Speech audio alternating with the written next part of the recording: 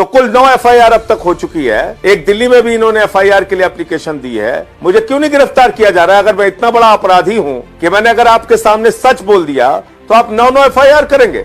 मैं देश के सर्वोच्च सदन का सदस्य हूं और ये मेरा लोकतांत्रिक और संवैधानिक अधिकार है कि मैं सरकार को आईना दिखाऊं और सरकार से ये कहूं कि योगी जी आप ठाकुरों के नेता हैं, ठाकुरों के लिए काम कीजिए, कोई बुरी बात नहीं है, लेकिन अन्य जातियों के साथ अन्याय और अत्याचार मत कीजिए। मैंने तो यही पूछा ना कि प्रभात मिश्रा के इनकाउंटर के पीछे की वजह क्या है, उसकी हत्या क्यों की गई, खुशी दुबे को अब तक जेल में क्यों सड़ा रही है सरकार? ये सवाल पूछना गुनाह है क्या? 4 एक वैद्य परिवार के प्रयागराज में लोग उनका गला काट दिया गया, प्रतापगढ़ में 2 लोगों को कुल्हाड़ी से काट दिया गया, एक वकील साहब की हत्या हो गई गोरखपुर के अंदर, लखीमपुर खीरी का कांड हो, भदोही का कांड हो, संजीत यादव का कांड हो, ब्रजेश पाल का कांड हो, ये सारे मुद्दे अगर मैं उठाता हूं तो आप बजाय इसके कि उस पर अंकुश लगाएं, उस पर कार्रवाई करें, मेरी बातों का जवाब दें, आप मुझे नमूना करें, एफआईआर लिख रहे हैं, कार्यालय बंद करा रहे हैं, इससे क्या हासिल हो जाएगा आपको? मैं समझता हूं कि आप काफी भाग्यशाली व्यक्ति कहे जाएंगे, क्योंकि उत्तर प्रदेश के कई थानों में आपके खिलाफ मुकदमे दर्ज हैं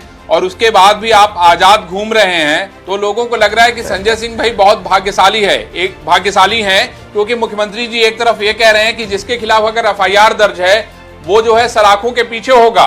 देखिए, मुझे तो हिस्ट्री सीटर बना दिया गया है, 9 एफआईआर मेरे विरुद्ध कर दी गई, मेरा कार्यालय बंद करा दिया गया। अरविंद जी, मुझे आज दूसरे दफ्तरों में भटक के जाके अपनी प्रेस कॉन्फ्रेंस करनी पड़ रही है। तो मुझे लगता है कि अगर सच कहना इतना बड़ा गुनाह है, उत्तर प्रदेश की सरकार को आईना दिखाना इतना बड़ा गुनाह है, ब्राह्मणों के साथ हो रहे अन्याय अत्याचार को मुद्दा बनाना गुनाह है, अति पिछड़ों के साथ, दलितों के साथ अन्याय अत्याचार को मुद्दा बनाना अन्याय है, तो ये बातें, ये गुनाह मैं बार बार करता रहूंगा। आपको जो करना है कीजिए, एफआईआर करना है कीजिए, जेल भेजना है भेजिए। मुझे नमूना आज कहा उन्होंने विधानसभा के अंदर। बताइए, उत्तर प्रदेश का सर्वोच्च लोकतंत्र का मंदिर है विधानसभा, वहां हमारी किसी बात का जवाब वो नहीं दे रहे हैं, वो वहां अपने विधायक की बात का जवाब नहीं दे रहे, देवमणि दुबे जी की बात का, और मुझे नमूना कह रहे हैं। तो मेरी बातों का जवाब दीजिए, आपको जो करना है मेरे खिलाफ कीजिए। संजय जी, मैं आपसे ये समझना चाहता हूं कि इतने जगहों पे आपके खिलाफ एफआईआर दर्ज है, सरकार क्यों नहीं गिरफ्तार कर रही है आपको?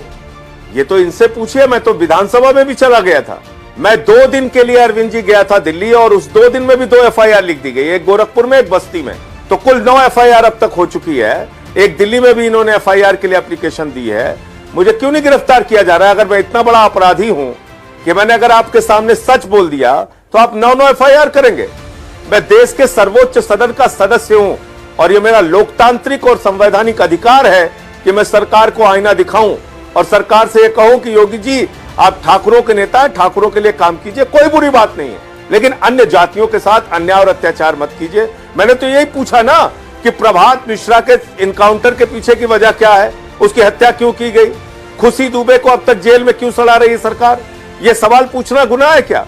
4 एक वैद्य परिवार के प्रयागराज में लोग उनका गला काट दिया गया, प्रतापगढ़ में 2 लोगों को कुल्हाड़ी से काट दिया गया, एक वकील साहब की हत्या हो गई गोरखपुर के अंदर, लखीमपुर खीरी का कांड हो, भदोही का कांड हो, संजीत यादव का कांड हो, ब्रजेश पाल का कांड हो, ये सारे मुद्दे अगर मैं उठाता हूं तो आप बजाय इसके कि उस पर अंकुश लगाएं, उस पर कार्रवाई करें, मेरी बातों का जवाब दें, आप मुझे नमूना करें, एफआईआर लिख रहे हैं, कार्यालय बंद करा रहे हैं, इससे क्या हासिल हो जाएगा आपको? संजय जी, आपके साथ संजय सिंह भी तो लगा हुआ है, ये बात भी तो समझिए। देखिए, ऐसा है अरविंद जी, मैंने कभी इस बात की चिंता नहीं की। देश सर्वोपरि है, समाज सर्वोपरि है, राष्ट्र सर्वोपरि है, और प्रभु श्री राम जिसका जिक्र बार बार योगी जी करते हैं, उन्होंने राम राज्य की बात कही उत्तर प्रदेश में। राम का आदर्श क्या था अरविंद जी? प्रभु श्री राम को केवट ने अपनी नैया पे बिठा के नदी पार कराई, सेबरी के जूठे बैर उन्होंने खाए, भालुओं की, बानरों की, नल की, नील की, सुग्रीव की सेना बनाकर उन्होंने रावण का नाश किया। यह है आदर्श प्रभु श्री राम का। उन्होंने अपने को कष्ट में रख के प्रजा का हित सर्वोपरि रखा।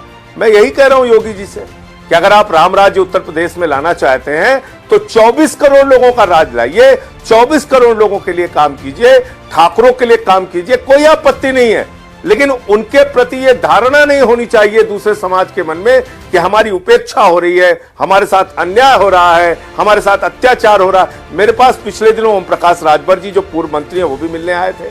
8 अलग अलग दलों का वो संगठन चलाते हैं और उस संगठन की ओर से उन्होंने मुझे समर्थन दिया, मैं उनका आभार व्यक्त करता हूं। लेकिन उन्होंने कहा कि बात आपकी बिल्कुल सही है, राजभर समाज है, पाल समाज है, मौर्य समाज है, कश्यप समाज है, बिंद समाज है, नाई समाज है, बड़ई समाज है, प्रजापति समाज है, जाट है, गुर्जर है, जाटव है, वाल्मीकि है, सोनकर है। इन तमाम जातियों के मन में, यादव, कुर्मी, लोध, इनके सबके मन में यह है कि उनकी उपेक्षा हो रही है, उनके साथ अन्याय और अत्याचार हो रहा है। और यही मुद्दा मैंने उठाया।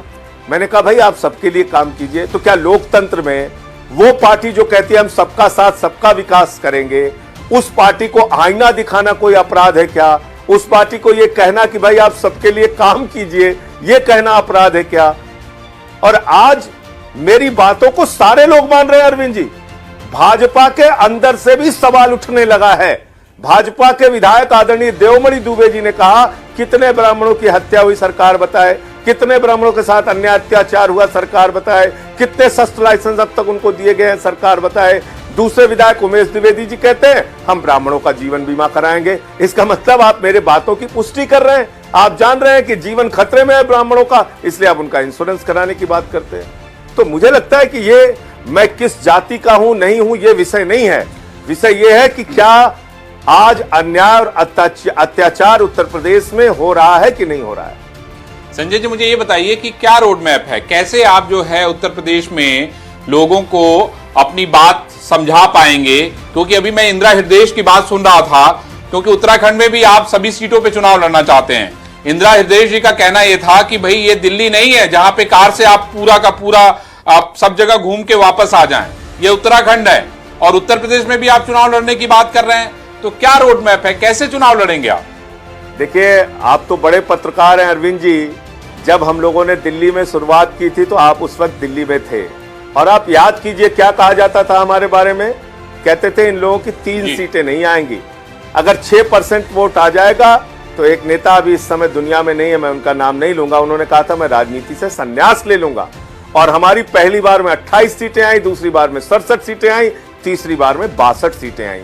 और जिस उत्तराखंड और उत्तर प्रदेश की हम लोग बात कर रहे हैं अरविंद जी, हमें याद रखना चाहिए यूपी के, बिहार के, उत्तराखंड के लोग बड़ी मात्रा में लाखों की संख्या में दिल्ली में रहते हैं और वहां उन्होंने हमारे गवर्नेंस के मॉडल को देखा है। हमने शिक्षा पे अनुकरणीय काम किया।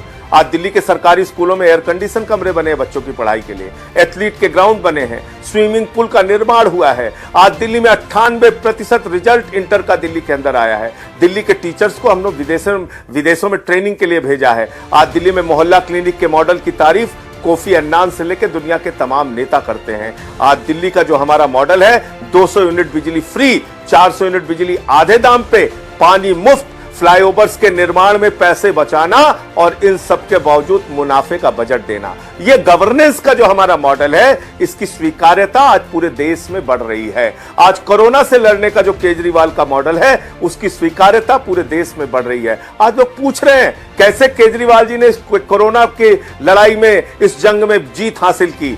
प्लाज्मा बैंक बना के, वेंटिलेटर बेड का इंतजाम करके, ऑक्सीजन बेड का इंतजाम करके, होम आइसोलेशन का नियम लागू करके केजरीवाल जी ने दिन रात मेहनत करके उस कोरोना पर, जिस पर अमेरिका नहीं जीत पा सका, ब्रिटेन जीत नहीं पा सका, फ्रांस हो, जर्मनी हो, इटली हो, दुनिया के तमाम देश जिस कोरोना पर विजय नहीं पा सके, आज उस कोरोना पर अंकुश लगाने का काम, रोकने का काम दिल्ली में केजरीवाल ने, दिल्ली की सरकार ने किया है, जिसका उदाहरण पूरे देश में दिया जा रहा है और प्रधानमंत्री जी ने भी जिसकी तारीफ की। मुख्यमंत्री जी का भाषण मैं समझता हूं संजय जी आपने सुना होगा, उन्होंने आंकड़े दिए। उन्होंने कहा यहाँ डकैती कम हो गया है, यहाँ अपराध कम हो गया है। 2017 की अगर हम बात करें तो उन्होंने बाकायदा आंकड़े दिए कि कितनी लूट, कितनी डकैती, कितने बलात्कार, कितनी हत्याएं उस रेशियो में कम हुई है। और उन्होंने एनसीआरबी के आंकड़े दिए। फिर आपको किस बात को लेकर इतना ऑब्जेक्शन हो रहा है? अरविंद जी, पहली बात तो एनसीआरबी के आंकड़े अब आते ही नहीं, एनसीआरबी के आंकड़े इन्होंने रोक रखे हैं। दूसरी बात मैं आपको बता दूं, जिस प्रदेश के अंदर पुलिस की हत्या हो, पत्रकार की हत्या हो, बेटियां सुरक्षित नहीं, व्यापारी सुरक्षित नहीं, अधिवक्ता सुरक्षित नहीं, मानवता सुरक्षित नहीं, जिस प्रदेश में आम आदमी किसान सुरक्षित नहीं, जिस प्रदेश में आज आम आदमी खौफ जदा है और अपराधी बेखौफ अपराध कर रहा है, उस प्रदेश के अंदर अगर योगी जी कह रहे हैं कि अपराध पर उन्होंने अंकुश लगा दिया है, तो इससे ज्यादा हास्यास्पद बात कोई नहीं हो सकती। यहां पर अपराधियों का, माफियाओं का और नेताओं का नेक्सस काम करता है, पुलिस के साथ उनकी मिलीभगत काम करती है, जिसके कारण संगठित अपराध पूरे उत्तर प्रदेश में बढ़ रहा है। तो कम से कम योगी जी को यह कह के जनता के घाव पर नमक नहीं रगड़ना चाहिए, कम से कम यह कह के कि यहां अपराध रुका है, उनका मजाक नहीं और माखौल नहीं उड़ाना चाहिए। लोग आज खून के आंसू रो रहे हैं। प्रधानमंत्री के संसदीय क्षेत्र में गोरख यादव की दिन दहाड़े हत्या हो जाती है, उसकी पत्नी के सामने, जिसने व्रत रखा था अपनी पत्नी की लंबी उम्र के लिए, उस दिन, उस व्रत के दिन उसके पति की हत्या हो जाती है। आप बता रहे हैं कि यहां अपराध कम हो गया? आज एक महिला के साथ बलात्कार करके उसके शरीर पे तेजाब डाल दिया जाता है, उसकी हत्या कर दी जाती है। लखीमपुर खीरी में बलात्कार करके शरीर को छत विछत कर दिया जाता है, और योगी जी कह रहे हैं कि उत्तर प्रदेश में अपराध कम हो गया। मैं तो समझता हूं कि ये घाव पर नमक डालने का काम योगी जी ने किया है, अगर उन्होंने कहा है कि अपराध प्रदेश में कम हुए। जिस प्रदेश के अंदर डीएसपी की हत्या हो जाए, 8 पुलिस के जवान मार दिए जाए, वहां आप कहेंगे कि अपराध कम हो गया है? मैं समझता हूं अपराध चरम पर है। कोरोना और क्राइम के बीच में कंपटीशन चल रहा है, कौन आगे जाएगा। जंगल राज भी कहना यूपी को कम होगा, क्योंकि जंगल के भी कुछ कानून होते हैं। अरविंद जी, संजय जी, मुझे ये बताइए कि किन किन लोगों को यहाँ पे उत्तर प्रदेश में डिप्लॉय किया है आपने, क्योंकि आपके तकरीबन 12 जो है विधायक ऐसे हैं जो कि उत्तर प्रदेश से आते हैं, तो क्या रणनीति है, किस तरीके से सम्मेलन आप करने वाले हैं, मेंबरशिप कैसे शुरू करेंगे, step by step Arvind Kejriwal कब आएंगे, उस क्या मैकेनिज्म है, कुछ बताएंगे आप लोगों को? देखिए, उत्तर प्रदेश से 17 विधायक आते हैं, जिसमें मंत्री भी हैं और विधायक भी हैं। मनीष सिसोदिया जी उत्तर प्रदेश से, गोपाल राय जी उत्तर प्रदेश से, दिलीप पांडे चीफ विप उत्तर प्रदेश से, इमरान हुसैन हमारे मंत्री उत्तर प्रदेश से, उत्तर प्रदेश से तमाम यहाँ पे जितने भी हमारे अखिलेश पति त्रिपाठी उत्तर प्रदेश से, तमाम विधायक उत्तर प्रदेश से आते हैं। तो मुझे लगता है कि धीरे धीरे सबकी सक्रियता बढ़ेगी, लेकिन अभी फिलहाल जो हमारे चीफ विप हैं दिलीप पांडे जी, उनको पूरे उत्तर प्रदेश में ऑक्सीमीटर कैंपेन का जिम्मा दिया गया है, उसको हेड करने का जिम्मा दिया गया है, और गांव-गांव में जन जन ऑक्सीजन जांच अभियान आम आदमी पार्टी के द्वारा चलाया जा रहा है, जिसको हेड करने का काम दिलीप पांडे जी करेंगे। तो अभी धीरे धीरे और भी लोग इसमें शामिल होंगे।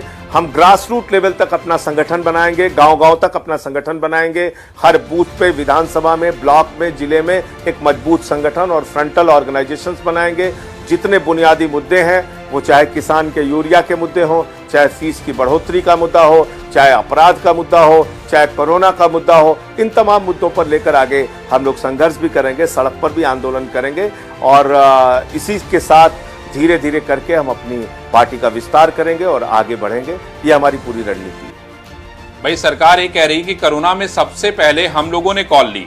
दिल्ली से जब मजदूरों को यहाँ भेज दिया गया तो हमने उनको घर से छुड़वाने तक का काम किया।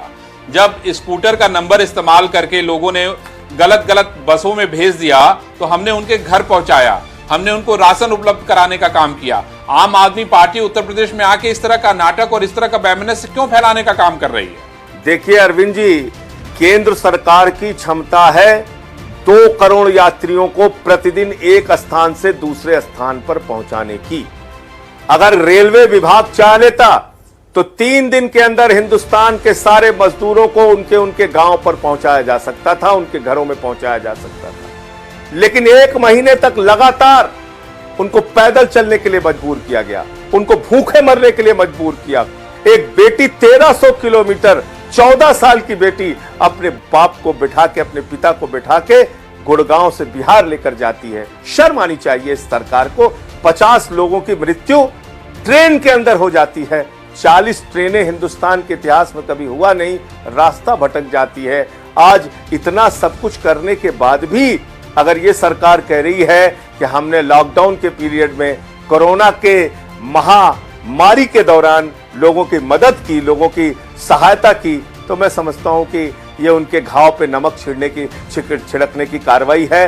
कोरोना में तो इतना कष्ट देश के लोगों ने झेला है, वो चाहे उत्तर प्रदेश के हों चाहे बिहार के हों, जो मुझे लगता है कि आजादी के पहले बंटवारे के समय में जो हालत थी वो हालत लोगों को देखने को मिली। जहां तक दिल्ली सरकार का प्रश्न है, हमने 10 लाख लोगों की रसोई दिन रात कई महीनों तक चलाई। दिल्ली सरकार का जहां तक प्रश्न है, 5-5 हजार मजदूरों के खाते में देने का काम किया, ऑटो वालों के खाते में देने का काम किया। दिल्ली की सरकार ने हर वो प्रबंध किया जिससे लोग राहत से वहां रह सकें। लेकिन इस बेचैनी में, इस परेशानी में, इस संकट में लोग घर जाना चाहते थे, लेकिन उनको ट्रेनें उपलब्ध नहीं कराई गई, उनको साधन उपलब्ध नहीं कराया गया, उनको पैदल कई कई किलोमीटर तक चल कर जाना पड़ा। और आज जो लोग घर गए थे वो ठीक होकर वापस भी आ रहे हैं, अपने परिवार से मिलकर वापस दिल्ली भी आ रहे हैं। तो इसलिए हमारी सरकार पर बहुत सारे प्रश्न उठाए गए, लेकिन आज उसी दिल्ली मॉडल की चर्चा देश के प्रधानमंत्री करते हैं और कहते हैं कि दिल्ली का मॉडल, केजरीवाल का मॉडल पूरे देश में लागू होना चाहिए। आप इससे बड़ी उपलब्धि हमारी क्या मानेंगे? वेंटिलेटर का इंतजाम, ऑक्सीजन बेड का इंतजाम, प्लाज्मा बैंक का इंतजाम, होम आइसोलेशन का इंतजाम, ये सारा कुछ करके हमने 90% रिकवरी रेट लिया दिल्ली के अंदर, 90%। जी संजय जी, मुझे ये बताइए कि कौन कौन से नेता संपर्क में हैं आपके आजकल? भाजपा के, कांग्रेस के, सपा के, बसपा के बहुत सारे लोग हैं। जब आप फुल फ्लेज यहाँ चुनाव लड़ने जा रहे हैं तो बहुत सारे लोग संपर्क में होंगे। मुझे लगता है अरविंद जी, उसकी चर्चा कैमरे पे करना ठीक नहीं है, लेकिन सार्वजनिक रूप से पिछले दिनों ओम प्रकाश राजभर जी ने मुलाकात की थी। और जब मैं अभी विधानसभा में गया था तो सेंट्रल हॉल में भी कई विधायकों से और कई नेताओं से मुलाकात हुई थी। तो आने वाले दिनों में और भी तस्वीर साफ होगी और लोगों से मुलाकात करने का हमारा सिलसिला जारी है। मेरा मुद्दा लोगों तक पहुंचना चाहिए, मेरे मुद्दे उठने चाहिए, क्योंकि मैंने एक सही मुद्दा उठाया है और वो आज उठ रहा है मुद्दा। अरविंद जी, दूसरे लोग भी इस सवाल को उठा रहे हैं। भारतीय जनता पार्टी के नेताओं के मन में बहुत असंतोष है, उनका कार्यकर्ता आज अपने आप को ठगा हुआ महसूस कर रहा है। मेरे पास एक जिला मंत्री का फोन आया इटावा से और वो बता रहा था कि किस तरह से उन लोगों ने काम करके योगी जी को मुख्यमंत्री बनाया। आज ना उनकी थानेदार सुनता है, ना उनकी तहसीलदार सुनता है, ना उनकी कोई चपरासी सुनता है। आज भाजपा के कार्यकर्ता अपनी पार्टी में उपेक्षित महसूस कर रहे हैं, उनका काम नहीं सुना जाता। विधायकों तक को दरोगा डांट देता है, विधायकों तक को अपमानित करता है सिपाही। यह हो रहा है उत्तर प्रदेश के अंदर। और मेरी बात छोड़ दीजिए, आप राधा मोहन दास अग्रवाल की बात मान लीजिए, राकेश राठौर की बात मान लीजिए, देवमणि द्विवेदी जी की बात मान लीजिए, उमेश द्विवेदी जी की बात मान लीजिए। एक लंबी फेहरिस्त है ऐसे विधायकों की जो भारतीय जनता पार्टी के हैं और जिनकी आज इस सरकार में सुनी नहीं जा रही है। 200 विधायक जिस सरकार के खिलाफ धरने पर बैठ जाएं, आप समझ सकते हैं कि किस प्रकार का गहरा असंतोष बीजेपी के अंदर चल रहा है। संजय जी, ये बताइए कि उत्तराखंड में क्या रणनीति है आपकी? उत्तराखंड में कैसे अपनी पार्टी के जनाधार को बढ़ाने का काम करेंगे आप? देखिए, मैंने तो कल भी अपील की थी और आज फिर कह रहा हूं कि जितने भी बीजेपी के अंदर लोग असंतोष में हैं, नाराज हैं, गुस्से में हैं, उनका आम आदमी पार्टी स्वागत करेगी। आप हमारे साथ जुड़िए। उत्तराखंड में भी हम यही कर रहे हैं। उत्तराखंड के अंदर कांग्रेस पार्टी, बीजेपी के अंदर वहां 2 ही पार्टियां हैं। उन 2 पार्टी के बहुत सारे नेता हम लोगों के संपर्क में हैं। वो इस वहां की राजनीति को बदलना चाहते हैं, वो दिल्ली का मॉडल वहां लाना चाहते हैं। वो शिक्षा में, स्वास्थ्य में, बिजली में, पानी में एक बड़ा बदलाव जैसे दिल्ली में हुआ है वो उत्तराखंड पे भी चाहते हैं। वो सैंड माफियाओं से छुटकारा चाहते हैं। आज वहां पे नेक्सस चल रहा है सरकार के साथ मिलकर सैंड माफियाओं का और पुलिस का, जिसके कारण पिछले दिनों प्रोफेसर जीडी अग्रवाल साहब हों, चाहे निगमानंद जी हों, एक लंबी फहरिस्त है उन संतों की जिन्होंने अपने प्राणों की आहुति दी, अपनी कुर्बानी दी निर्मल गंगा के लिए, अविरल गंगा के लिए। आज ये सारे प्रश्न हैं, ये सारे सवाल हैं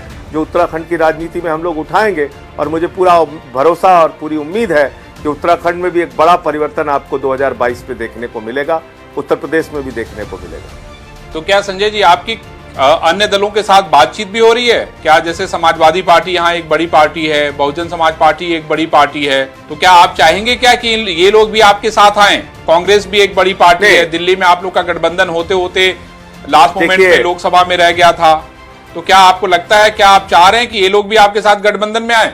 देखिए, ये मैं बिल्कुल स्पष्ट कर देना चाहता हूं आपके चैनल पर, गठबंधन के बारे में आम आदमी पार्टी अभी दूर दूर तक नहीं सोच रही है। हम यहां बुनियादी मुद्दे जनता के उठा रहे हैं और वो उठाते रहेंगे। अपने संगठन का विस्तार कर रहे हैं, गांव-गांव तक संगठन का विस्तार करेंगे। आने वाले दिनों में जब ये लॉकडाउन का पीरियड खत्म हो, जब ये कोरोना का पीरियड शांत हो जाएगा, उसके बाद रैलियां, सभाएं, मीटिंग्स, कार्यकर्ता सम्मेलन, वो भी आने वाले दिनों में प्लान्ड है, उसको भी करेंगे। और अपनी ताकत पे, कार्यकर्ताओं की ताकत पे, जनता की ताकत पे हम चुनाव में जाएंगे। मतलब अगर ये गठबंधन करना चाहे भी तो गठबंधन के लिए मतलब आपके जो रास्ते हैं, आपकी जो चीजें हैं, उसके बारे में अभी फिलहाल आप सोच नहीं रहे हैं? बिल्कुल नहीं, अभी एकला चलो की नीति पर हैं हम लोग, एकला चलो की नीति पर हैं हम लोग। चलिए संजय जी, हमारी तरफ से शुभकामनाएं, आपका संघर्ष जारी रहे और आपने इंडिया न्यूज से बात की उसके लिए आपको बहुत बहुत धन्यवाद।